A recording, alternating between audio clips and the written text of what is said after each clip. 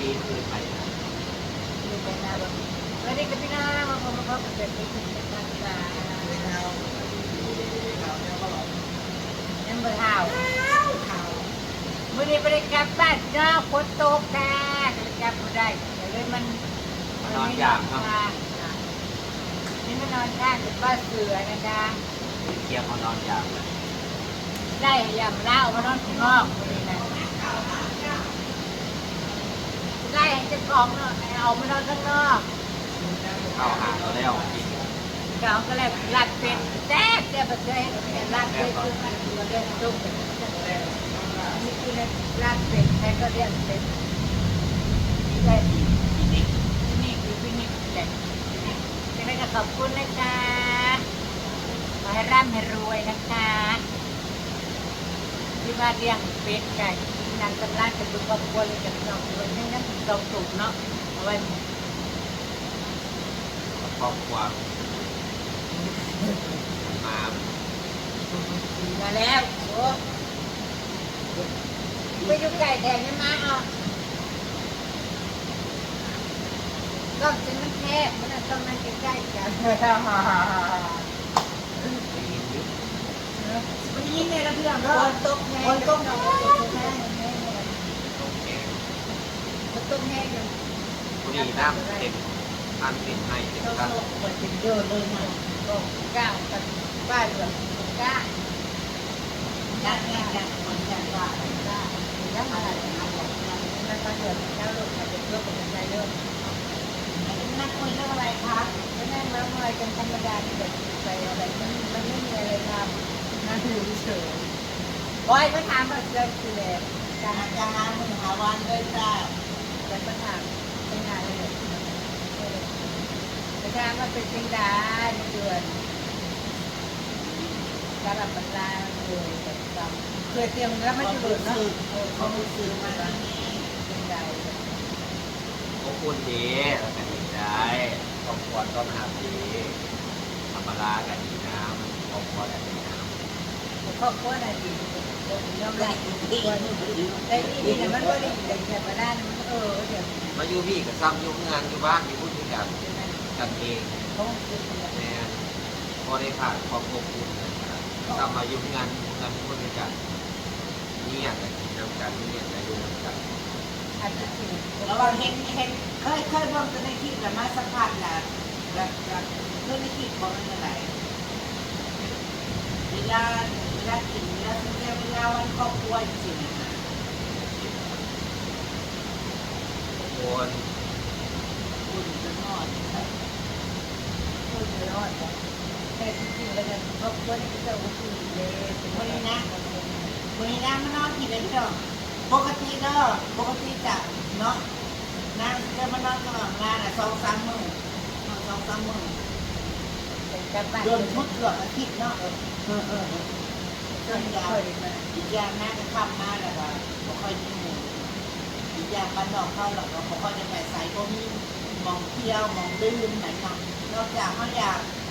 กินอย่างอื่นแล้วเขาก็สั่งสังกะดีกระพงกระพุ้งของเราเนี่ยแล้วที่บ้านจะได้ของตัวเองอยู่บ้านพักผ่อนวันทำงานที่จะจังเลยนะครับ ก็ได้สูตรใหญ่นอกจากแบบมีงานแท้ๆงานกินเลี้ยงหรองานดองงานขึ้นงานในขึ้นแก่ก็ได้ไปก็ดีกว่าสูตรเลยธรรมดาในที่เป็นบ้านวะที่บ้านเมื่อยามเข้าไป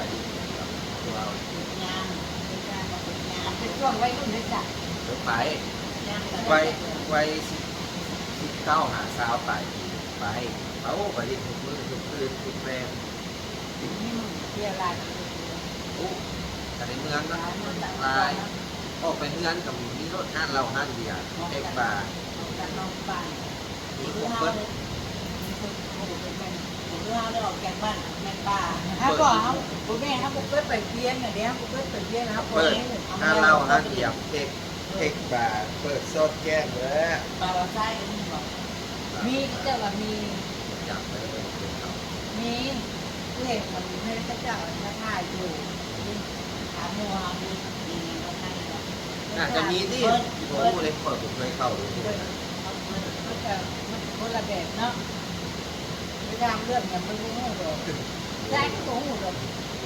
บ่าวผู้ชาย มีนั่งก้นนะนั่งก้นพ่อแม่นั่ง ถ้าจะ นั่งให้สปอยขึ้นไป ถ้าจะรู้ว่าการงาน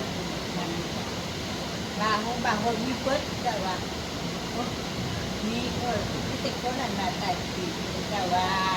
โอ้แต่แบบ พี่น้องบริยินดอกพี่น้องเสียงดังเด้อเสียงคนตกแห้ แต่ ง ว่าที่เกาหลีนี่แหละโอ้คนมากได้คนละเนาะได้เหมือน ญาติก็ได้เข้า แม่ว่าคุณมาดูว่าคุณได้เงินนะเขาจะรอเนาะหน้าตาดีเด้อที่ไม่คิดจะทั้งเหนือทานแม่ไม่ได้ไปไม่ว่าข้อมูลไม่มีอาจจะมีค่ะล่ะใส่ก็มีเว้นแหละทางเขาเรียนจะมีอะไรแต่ว่าผมมันไม่เข้าไปไม่ไปเบิ่ง ก็หน่อยนี่ก็ นี้ จะเพิ่งถาม นวดเป็นอะไรกับนวด นวด สลายนวด เส้นบ้าง นวดเส้นนว แล้วมึงยัดไปยังก็ไป เดี๋ยวดิ นวดเส้นนวดผู้เฒ่านวดนะเป็นนวดน้ำผมน้ำมันนวด ไปแล้วจะเป็นหมอนอนไหมถ้าจะลองก็อยากมาลาเป็นหมอช่วย นวดเส้น คนมือนั้นนวดจับอยู่คนเดียวก็จะว่าเจ็บ เอาคนมันจะเก็บเป็นจักเพื่อ นั่งแซงอย่างนี้จับเสร็จถึงเวลาปวดจับเสร็จ ไม่ได้เป็นคนจับเก็บเป็นจังเนาะจับหน่อยนั่งจะเจ็บก็จังหวะกับไอ้ได้อ้อยนอกนึงเนาะเจ้าได้อ้อยแต่โอ้ยเรานวดดีแล้วแต่ว่านวดเพื่อสุขภาพ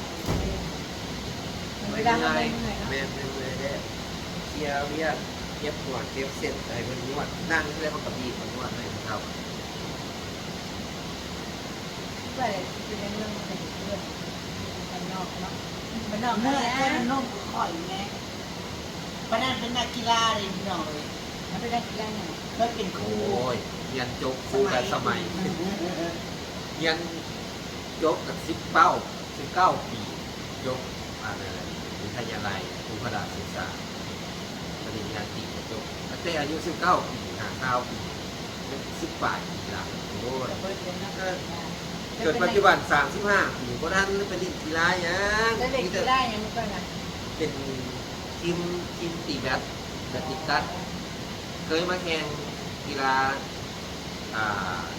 กีฬาประเทศอยู่อุดมใจ โอ้ แข่งก็ได้เหรียญเงิน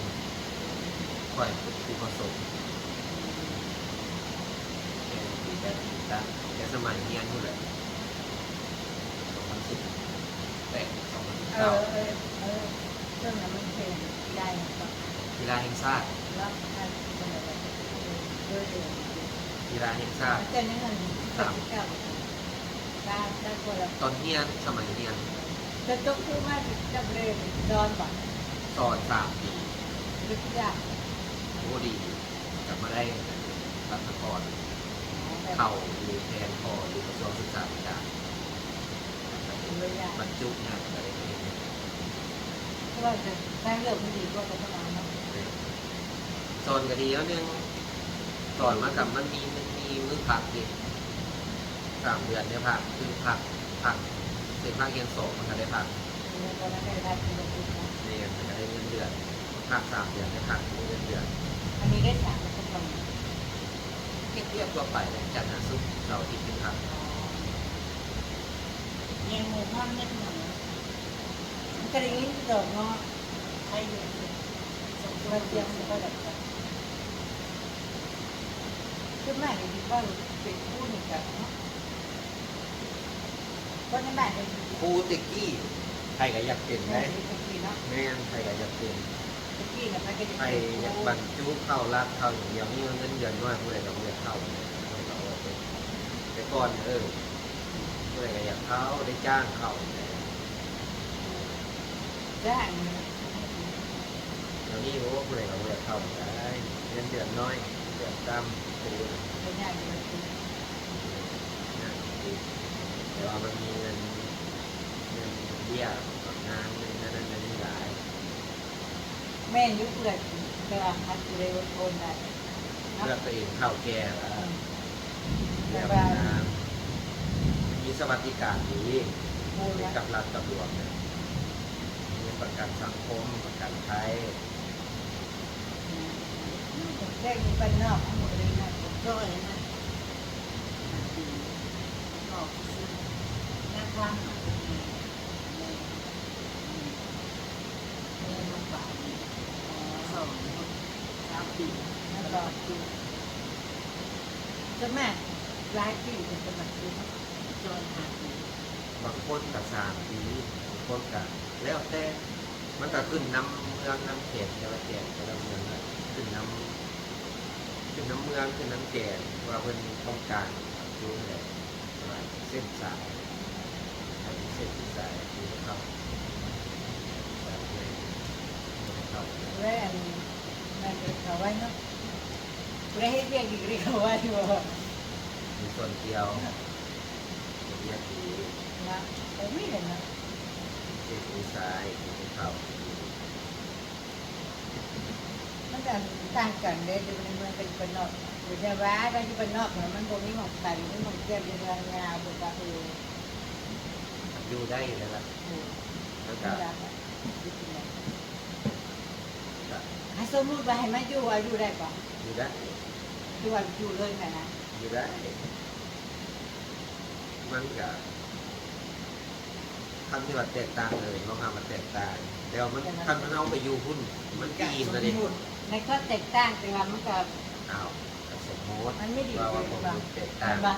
ในก็แตกต่างมันไม่ดีแบบอีกอย่างหนึ่ง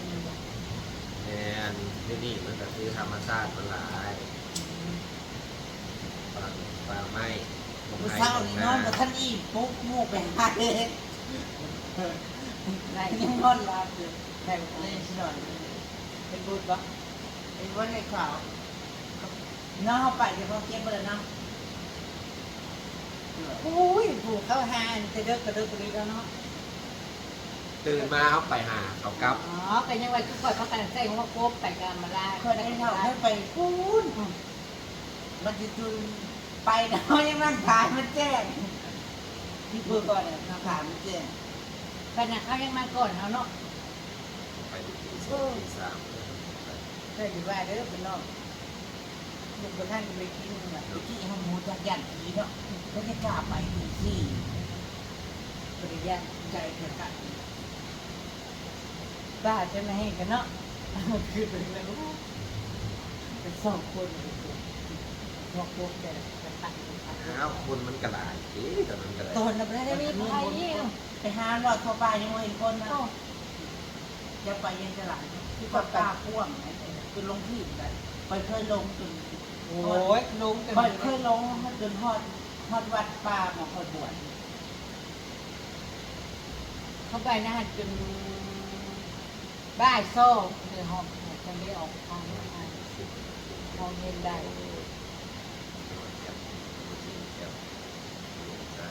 เนาะ มันไม่แม่ไรเนี่ย อยู่ เฮ็ดงานกระดาษนี่ให้ไปเข้าห้าเนาะข่าวดูจักนะจะกระด้างลูกให้ข่าวให้คือด้วยกันแล้วก็ในปัจจุบันนอกกล้องให้คนนี้โอ้ก็อยู่ด้วยกันสองคนเคยเล่นเคยเล่นกัน คงจะออกลายนะคนตัวมัน กินว่าซื้อมากิน กินอะไรกับเพื่อน เบื่อเลยบ่บัดนี้จะเคยผิดจะเคยแม่บ่ แท้โมเมนต์แท้หรือแท้หรือ อ๋อแล้วเมื่อไหร่เจ้าเคยว่าคนเคยเพศจังหวัดเนาะ แท้สัตว์ป่าพวกสัตว์ คน ป่า ก็แพ้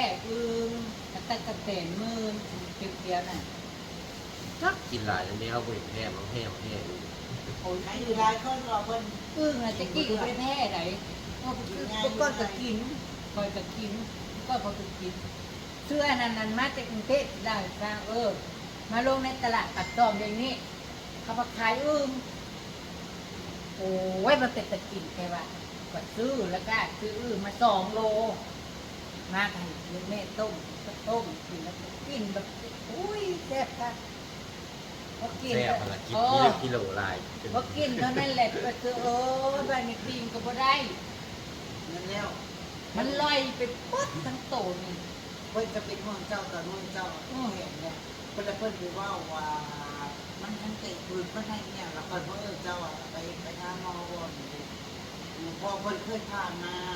เคยเลยเลยจังว่าแม่มีไปตามแล้ว รับ วันเก็บหัวแทนเก็บหัววิ้นหัวแล้วก็พื้นแดงเต็มเป็นตรงเป็นแกน คันบ่คันอะไรแพทย์ตั้งแต่เลยคันอันนั้นคันจะบ่มีหม่องอยู่นี่เก่าจะได้ให้กับคัน จะเล่นโมเก่าอยู่ได้แต่ในห้องนะนอน ใครเนี่ยแต่ละไม่แน่แล้วต้นนะไป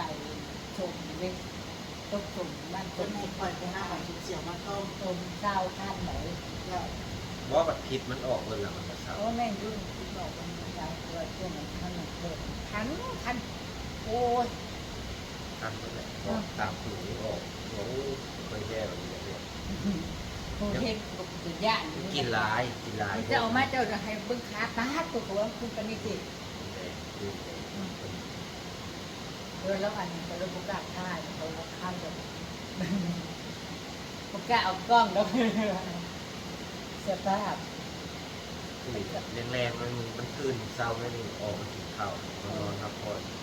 นั่งเทียมประกอบกินข้าว ออกอันน้องเมื่อกี้เขาเจ้าเขาไปนอนใหม่เลยรู้จักเมื่อกินน้ำจ้ำป่าว่ะ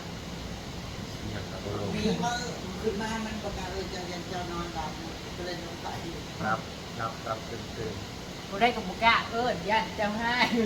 คอยไปย่านแล้วคอยว่าคอยจะกระปิดอะไรโน้ตซูกันนอนอยู่ในหอหมดก็ได้หมดไปบักเคาะตูปักตั้งหมดแล้วผมไปชน รับตื่นเมื่อยวิ่งหัวลุกขึ้นมาไม่ได้วิ่ง ทั้งนั้นอำลากับบุกกล้าแล้วว่าจะปวดน้ำปวดก็ไปน้ำมันก็ได้อยู่แล้ว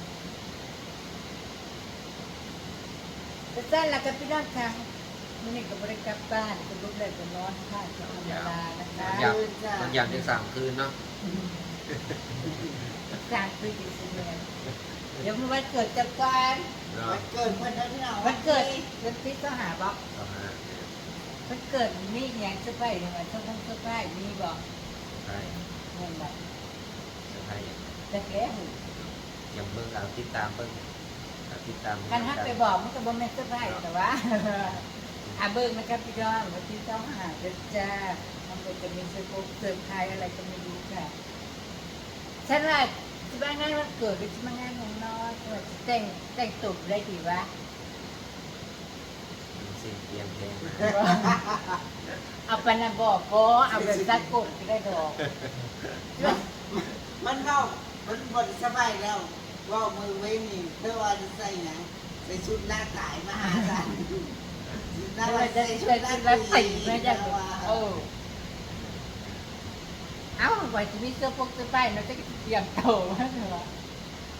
บุญเราแตกมา น้ เอ อง ง เนี่ยวันที่3นะคะวันที่25ไม่รู้จะมี บุญ ไป เรา อะไร เสือ กัน นอน นะคะจะได้ขอบคุณนะคะมื่อนี้จะมาเบิ่งมาเจ้าคิดนะคะ ขอบคุณแล้วกันที่ประกาศโฆษณานะคะเสื้อโฆษณาของนางในดูค่ะเกิดดีนั่งก็ทันได้อยู่ไปแล้วจ้าดีจ้าบ๊ายบาย